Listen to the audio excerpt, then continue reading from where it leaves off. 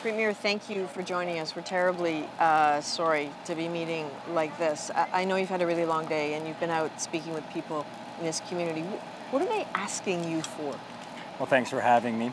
People are offering their condolences. Obviously, I think they're offering them to me so I can pass them on to all New Brunswickers, to the City of Fredericton and to the Fredericton Police Force. People are also, of course, asking how this happened, why this happened.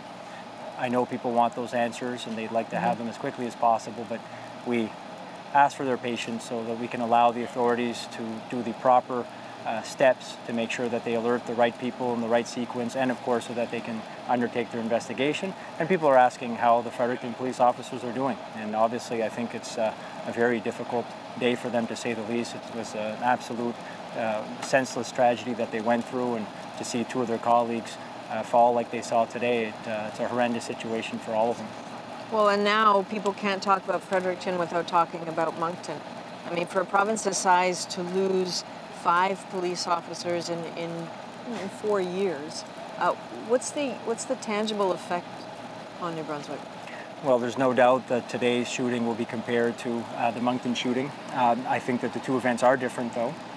They'll certainly have some similarities, but they are two different events, and we can't treat them exactly the same.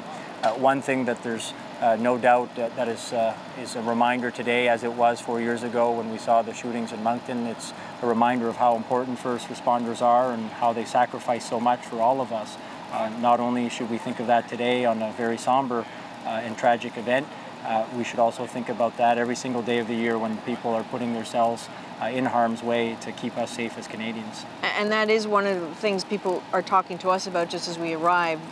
You know, one gentleman saying, were they protected enough when they went in there?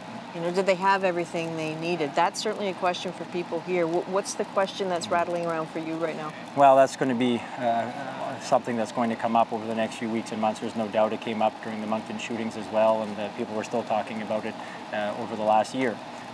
There'll be a time for those conversations. Right now, we want to make sure that we focus on the families of the victims, the community here, the greater community of Fredericton, and all New Brunswickers that have gone through a tragic event, and obviously have a lot of work to do to get through this and make sure that we go through the grieving process. Okay, it's going to be a long night. Thank you, Premier. Thank you.